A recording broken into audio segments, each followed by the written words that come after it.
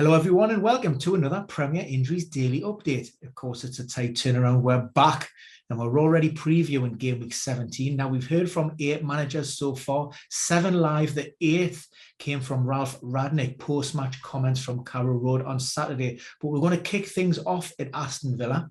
Steven Gerrard confirms that a couple of players and a couple of backroom members of staff have tested positive for COVID-19 and they have been sent home to self-isolate. Now, this is a question I get asked fairly often. Why don't the clubs reveal the players' names?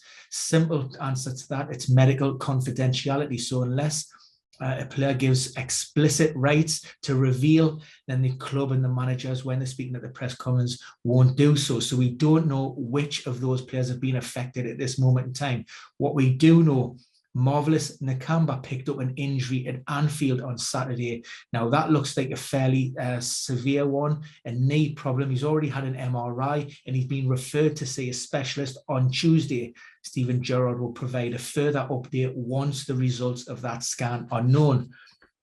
For Brentford, Thomas Frank, he said it looks as if Ivan Toney will be welcomed back to the squad. The end of his 10-day self-isolation period should finish tonight. So in terms of his fitness, he's not really going to be sharp enough to start. So suggest it's going to be a place on the bench at very best. Sergio Canos, he could start up top alongside Brian Mbeumo. He's returned. He collected his 5th caution of the campaign ahead of the game with Watford on Friday, and that's why he missed that one, so he could come back into the squad. Ethan Pinnock, he's out because of Koenig, and we've seen Janald come into that backline, so he could be in that back three once again. For Norwich, Dean Smith confirmed that there's only one COVID case within the camp at the moment, and that's Christoph Tazolis, the Greek winger. So he's self-isolated. Everyone else, they did have a few scares with regards to illness, but that looks to be fine. Andrew Ombambideli, he's had a stress response in his lower back, probably going to keep him out for the remainder of the year. Grant Hanley, he went down after tangling with Cristiano Ronaldo, fell on his left shoulder. Fortunately, the initial assessments have come back clear. There's no fracture. There was no dislocation. However, there is an expectation that there's a degree of ligament damage. Now, his arm is in a sling, probably will be there for at least the next 10 days while he is assessed, and he's been ruled out for the foreseeable future. Ben Gibson pulled out of the squad late after suffering a groin-related issue. He's hoping to train on Monday, so he could come straight back into the squad. Tuesday will come too soon for Matthias Norman, who's had injections and an ongoing pelvic problem. Now, Graham Potter at Brighton, we do know potentially we've got 7 players definitely out of the game, including Shane Duffy, who, again, he collected 5 yellow cards, and unfortunately, because of Brighton's game was cancelled last weekend, that ban carries over. But Graham Potter, on top of those 7 absences, he said there's 3 to 4 members of the playing staff have also tested positive for COVID. So it remains to be seen, when the team news and the match day squad is announced, who those players are. However, what we do know, Adam Lallana could make outside chance of making the bench. He's recovering from a thigh problem. Leandro Trossard, awkward fall, hurt his elbow. Understand he trapped a nerve in that elbow last time out. He's been cleared and he's absolutely fine. Bad news with regards to Lewis Dunk. It's going to be at least January before he's back from a knee ligament problem. For Southampton, big issues in attack. Shea Adams picked up an unusual hamstring injury in training last Wednesday. Ralph Hasenhüttl said, club doctor said this is a very rare problem, and they don't know at this particular juncture how long will actually keep him on the sidelines. And then Q, obviously, injuries to Adam Armstrong and also Armando Broja. They're both muscle issues. I think Adam Armstrong is a calf problem and Broja is hamstring. Neither of those players were able to train with the group on Monday. Now, Southampton don't play for another 2 days on Wednesday away at Crystal Palace. So Ralph Hasenhüttl will give those players every opportunity.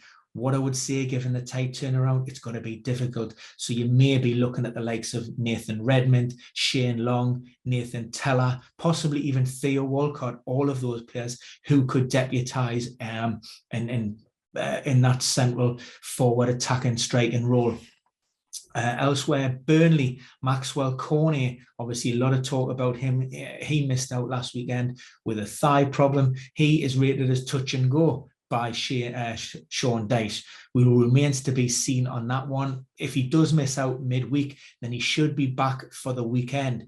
Last weekend, Dyche chose to go with Jay Rodriguez alongside Chris Wood in attack. However, he has been known to switch that maybe for Matai Vidra.